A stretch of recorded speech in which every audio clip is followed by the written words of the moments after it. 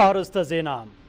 أبي إثيوبيا زنقساقسو عطقات حيلتات ناب هاغراو مخكر زمص تخوينوم ጸጥታው ሓለዋ ከም ዝገብር ኮሚሽን ሃገራዊ ምክክር ገሊጹ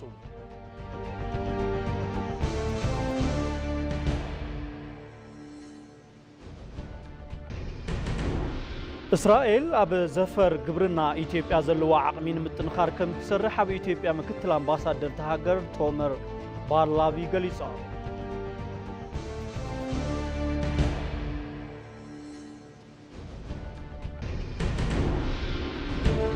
كابوزاي قدماي منستر إسرائيل بنيامين نتانياهو متقعت رافح بسحتة كم زتفصمه جليسا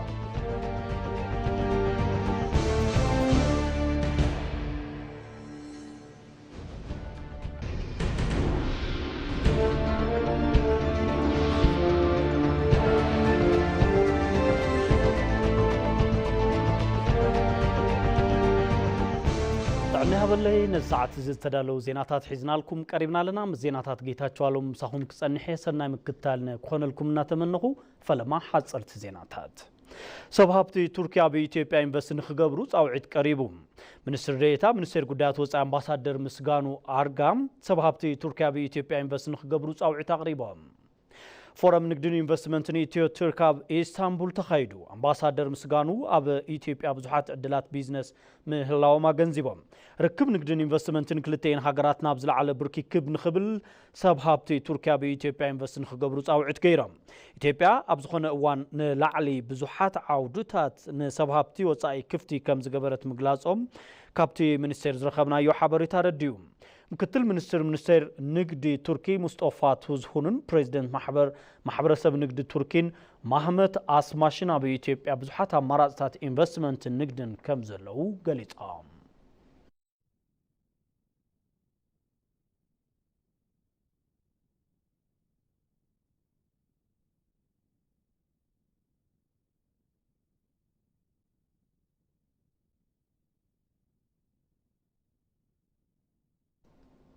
كنتيبا محدار كتما أديس أبا دانش أبيبي مس ملا أمرار حتا كتما تزاتين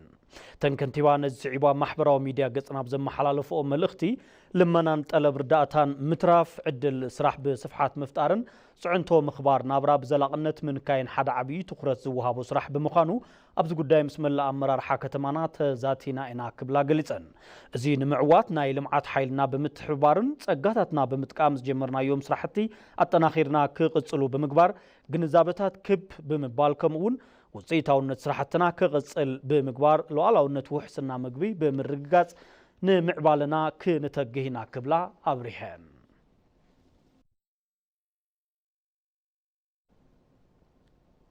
علم لخا عودة مرئتن سيمبوزيوم من كونستراكشن كاب صباح جميرو أب أديس أبا كسالت يوم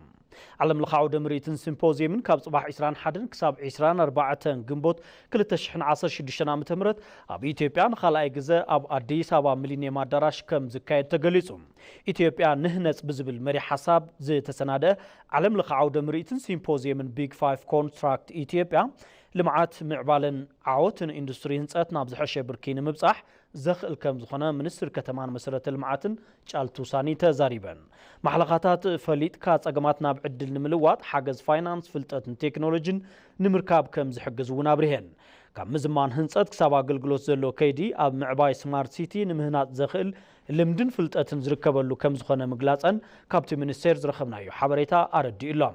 تقدامي مكتل بريزيدنت عالم لخا دي ام جي ايفنتس بين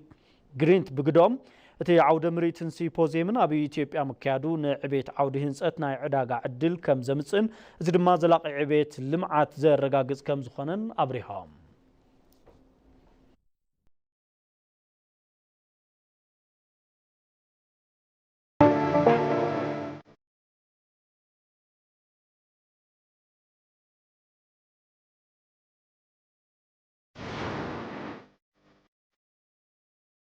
በመጋጨት ምናተርፈው ምንም ነገር የለም ለውጥ ያስፈልጋታል ያ ለውጥ እንዴት ይመጣል ሀገሪቱ ሰላም ስትሆን ነው ይህን ደግሞ የምናዳብረው በመመካከርና በመወያየት ነው በትግል አይደለም በጦርነት አይደለም በጽንፈኝነት አይደለም በምክክር ማንኛውም ነገር ከታች ተነስተን እስከ አገር አቀፍ ራሱ እንደ ሰፈርም ራሱ ሰው ሲጣላ በምክክር ሽማግሌ ይዞ ነው። እውነተኛ የሆነ ሀቀኛ የሆነ ለማንም ያላደላ ለሀገሪቷ የሚበጅ አስተያየቶች ህብረተሰቡ አፍልቆ መግባባት መቻል አለበት። ሁሉም የራሱ አስተዋጽኦ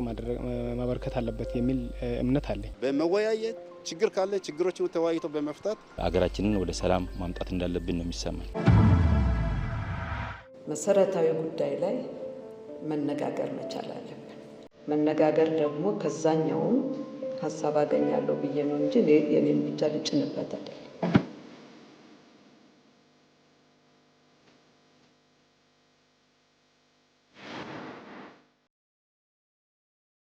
ማዕድ ዜና ኢቲቪ ትግርኛ ቀጽለሎ ክቡራት ተከታተልቲ መሪጽኩም ስለተከታተሉና ነመስግነኩም ሕዚ ድማ ብዝርዝር ናብ ዝሓረናዮም ዜናታት ክንሰግርና ምሳና ጽንሑ። ኣብ ኢትዮጵያ ዝንቀሳቀሱ ዕጡቃት ሓይልታት ናብ ሃገራዊ ምክክር ዝመጹ ተዳኣ ኮይኖም ምስ መንግስቲ ብምዝርራብ ጸጥታዊ ሓለዋ ንምሃብ ድሉብ ምዃኑ ኮሚሽን ሃገራዊ ዘተ ገሊጹሎም። ንጸብጻብ ተስፋይ ጫኔ ናዝሬት በሪሁ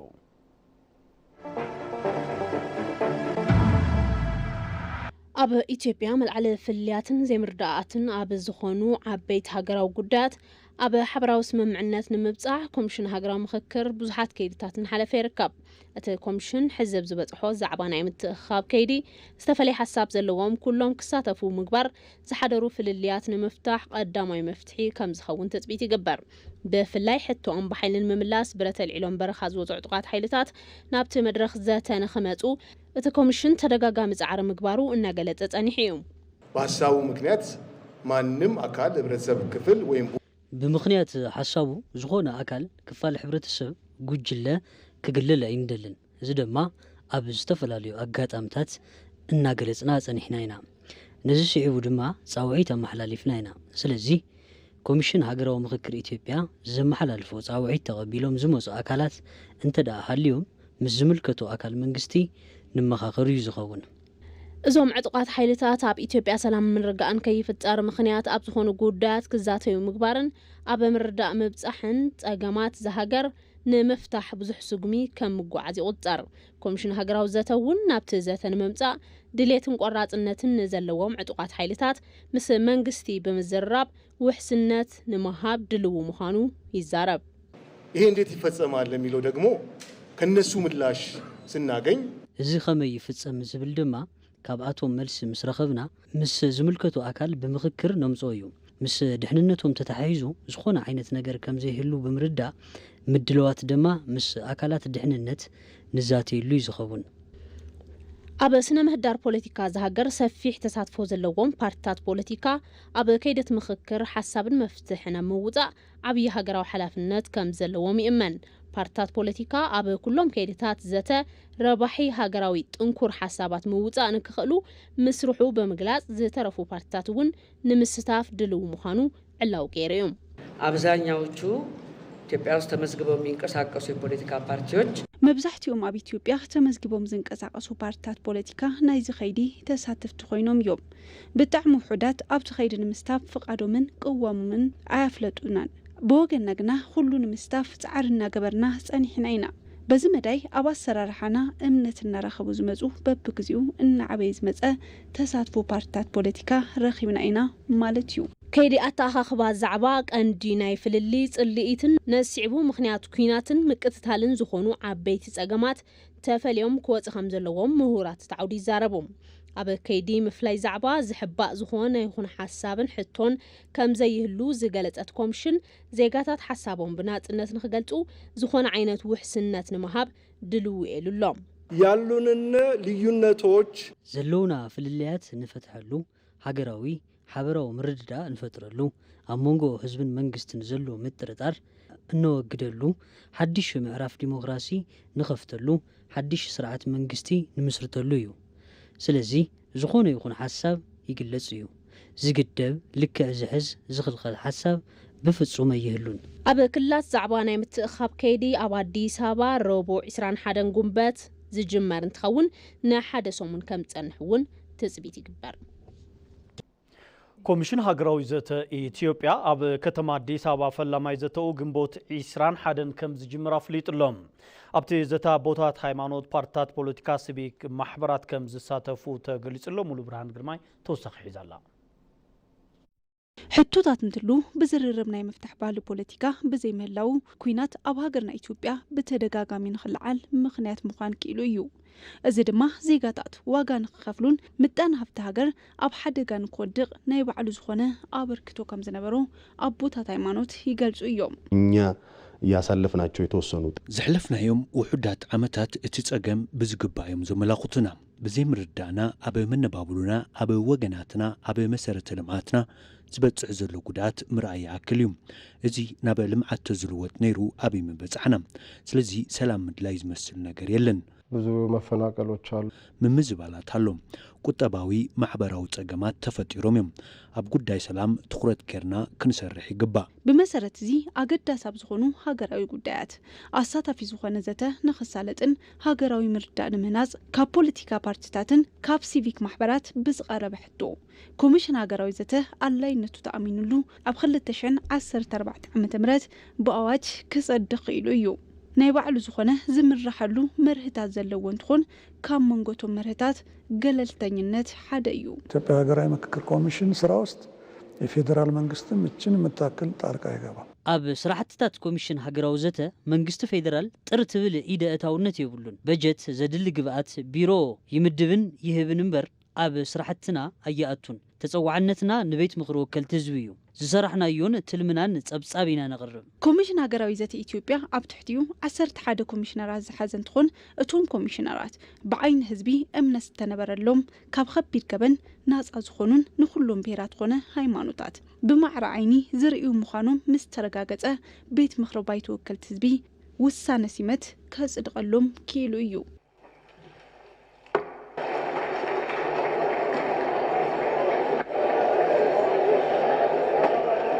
ኮሚሽን ሃገራዊ ዘተ ኢትዮጵያ ዕላማ ገይሩ ዝሓዙ ሓሳብ ንኽዕወት ብርክት ዝበሉ ኢትዮጵያውያን ኣብ ምንቅስቃስ ዝርከቡ እንትኾን ምሁራን ላዕለዎት ትካላት ትምህርቲ እውን ኣብ ጎኒ እቲ ኮሚሽን ኮይኖም ከም ዝሰርሑ ሓቢሮም እዮም ከፍተኛ ተቋም እንደ ተቋም ላዕለዎት ትካላት ከመ ትካላት ኣብ ኩሎም ዘፈራት ዘለዉ ምሁራን ኮሚሽን ዘተ እናሰርሖም ኣብ ዘሎ ናይ ምዝታይ ስራሕ ውፅኢታዊ ክኸውን ኣብ ምግባር ካብኣቶም ትፅቢት ዝግበር ነገር ኩሉ ከበርክቱ ይግባእ እጃሞም ከም ዝትግብሩውን ኣይጠራት ቁጭ ብሎ መመካከር መነጋገር ኮፊልካ ምዝራብ ኣፈላላይ ፖለቲካ ድማ ኣብ ዙርያ ጠረጴዛ ብምፍታሕ ቶክስ ዘይስምዓሉ ሃገር ምፍጣር ኣላ እዩ ድሌትና እውን እዩ ሰራሕተኛታት ዩኒቨርሲቲ መቐለ እውን ከም ትካል ዝግባኣን ሓገዝ ንገብረሉ ዕድል ሰፊሕ እዩ ኣባላት ኮሚሽን ሃገራዊ ዘተ ኢትዮጵያ ኣብ ዝሓለፉ 2 ዓመታት ክሳብ ክልላት ብኣካል እናተረኸቡ ዝተፈላለዩ ስልጠናታት ብምሃብ ነቲ ኮሚሽን ናይ ምፍላጥ ስራሕቲ ሰሪሖም እዮም በዚ እውን እምነት ብዙሓት ምርካብ ክኢሎም እዮም ሰላም አግኝተን ረብት አግኝተን በሀገራችን ሰርተን ለመኖር ሰላም ረኺብና ኣብ ሃገርና ሰሪሕና ንኽንነብር ሓቀኛ ዝኾነ ንሓደ ወገን ዘይውግን ንኢትዮጵያ ዝረብሕ ሓሳብ ብምውፃእ በዚ ሃገራዊ ዘተ ክንረዳዳ ይግባእ ለሀገራችን መፍትሄ ትክክለኛ መፍትሄ ሰላም ልምዓት እቤት ኢትዮጵያ ንምርግጋጽ ሰረት ከንብር ዝኽእል ውሳነታት ካብዚ ሃገራዊ ዘተ ትጽቢት ንገብር እዋኑ ዝሃልየን ኣዝዩ ዘድልየልና ንኸይዱ እዩ ኮሚሽን ሃገራዊ ዘተ ኢትዮጵያ ድሕሪ ነዊሕ ከይዲ ናብ ተግባር ንምእታው ኣብ ምንቅስቃስ ይርከብ ነዚ እውን ሎም ኣብ ዝሃቦ ጋዜጣዊ መግለጺ ፈላማይ ዘትኡ ኣብ ከተማ አዲስ አበባ ግንቦት 21 ከም ዝጅምር ብኮሚሽነር አምባሳደር መሐመድ ድሪር አቢሉ አፍሊጡ እዩ ስራችንን የምንጀምረው በአዲስ አበባ ነው ስራሕና ኣብ ከተማ አዲስ አበባ ኢና ንጅምር ኣብ አዲስ አበባ ክንጅምሪና እንትንብል ግና ነዚ ወዲና ናብ መምሕዳራት ከተማ ክልል ክንኸዲና ማለት ናይኮነን ኩሎም ስራሕትና ኮሚሽነራት ተኸፋፊሎም ምስ ተግበርቲ አካላት ክሰርሕዎም እዮም ኮሚሽን ሃገራዊ ዘተ ኢትዮጵያ ኣብ ቀጻሊ ኣብ ክልላቱን ከም ዝጅመር ኣብቲ መድረኽ ተላዒሉ እዩ ንዘበናት ዝቐጸለ ርክብ እስራኤልን ኢትዮጵያን ኣብ ዝሕዚ እዋን እውን ኣብ ዝተፈላለዩ ዘፈራት ተጠናኺሩ ከም ዝቐጸለ ኣብ ኢትዮጵያ ምክትል ኣምባሳደር እስራኤል ቶመር ባርላቭ ገሊጾም እስራኤል ብፍላይ ኣብ ዘፈር ግብርና ኢትዮጵያ ዘለዋ ዓቕሚ ንምጥንኻር ከም ትሰርሕ እቶም ምክትል ኣምባሳደር ኣፍሊጦም ንጸብጻብ ዮሐንስ ፍስሓ ሙሉ ብርሃን ግርማይ ርክብ እስራኤልን ኢትዮጵያ ኣሻሓት ዘመን ዘቁጠረ ጥንታዊ መሰረት ዝነበረው ርክብ ከም ዝኾነ ብተደጋጋሚ ይግለጽ እዩ ኣብ መንጎቶም ሃገራት ዘሎ ርክብ ህዝብን እንትኾን ኣብ ዝተፈላለዩ ናይ ምትሕባር ማዕቀፋት እውን እናዓበየ ኣብ ዝሕዝ ዘሎ ብርኪ ንምብጻሕ ክኢሉ እዩ